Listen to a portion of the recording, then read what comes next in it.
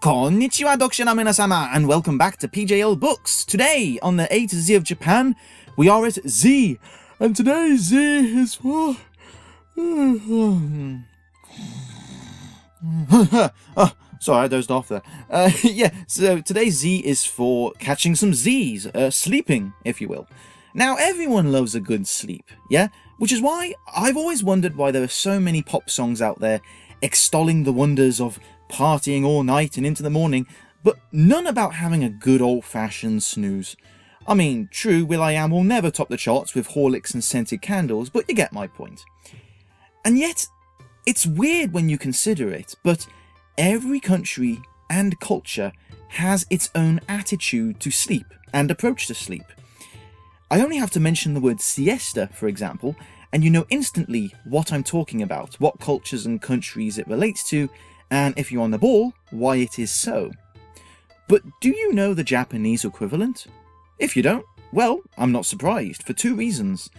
Firstly, Japan and its people have a reputation of being a sleep-deprived nation, and although I pride myself on being something of a stereotype buster, this one is absolutely true.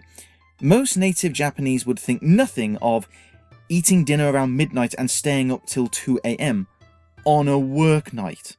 And this is not just adults either. When I taught at a junior high school and even elementary schools, whenever the task came to hand about asking what time they went to bed, I was often the one with the earliest bedtime. Yep, anything before 11 PM was, to the students, hi or early. And just to repeat for emphasis, I am including elementary grade kids in that group there. Secondly, the Japanese equivalent of a siesta thing was kind of a trick question. Yeah, sorry about that, but here's the thing. A siesta is one specific time of the day, but the Japanese will make up their sleep debt whenever and however they can during the day. Sleeping on the train, sleeping in school, sleeping at work, and yes, even sleeping while standing up. I have seen it. I have seen all these and more, in fact, and it is known as inemuri. Now, these short cat naps are taken to help to clear the head and boost productivity and effectiveness at work.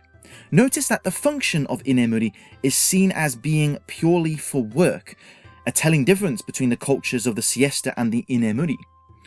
Now, so what? I can hear you say. We have all caught some quick Z's during the day now and then. What else is new? Well, true, but the frequency at which you see it in Japan is quite shocking.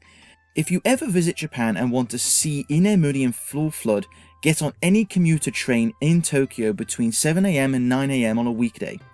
And no, you haven't accidentally boarded a sleeper carriage. No, half of the carriage will be sleeping or trying to sleep.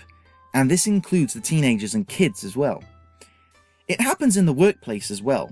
Many's the time I've looked up from a presentation to see someone nodding off in the back. Now, you may think that this is something of a damning faux pas. How dare they abuse the sanctity of the Japanese workplace? Well, in fact, the opposite is nearly true. It's a mixture of tolerance, knowing full well that you have been or will be the one snoozing in the next meeting, and also a sign of commitment, that that person was so thoroughly committed to the job that they need to have a bit of sleep to recover. This early start, late finish attitude to work really gathered steam during the post-war economic miracle years and continues to this day, bringing with it chronic sleep deprivation. So yes, sleep is a fascinating insight into the culture, and Japan is no exception. We probably won't see humans evolve a way to sleep while properly standing or with our eyes voluntarily open in our lifetime, but if it does happen down the line, chances are the first to do it will be the Japanese. And frankly, that is not something to be proud of. The inemuri is a sign of a problem, lack of quality sleep, and that in of itself speaks of a much wider issue. When a teacher 3 or 4 times the age of the kids in front of them have more energy than them, you know something is really very wrong. And that's it for today's A to Z of Japan. Thank you very much for listening, readers. The written version of this post is on my A to Z of Japan blog, the link of which is in the description below, along with links to my website and social media. So please check them out if you can.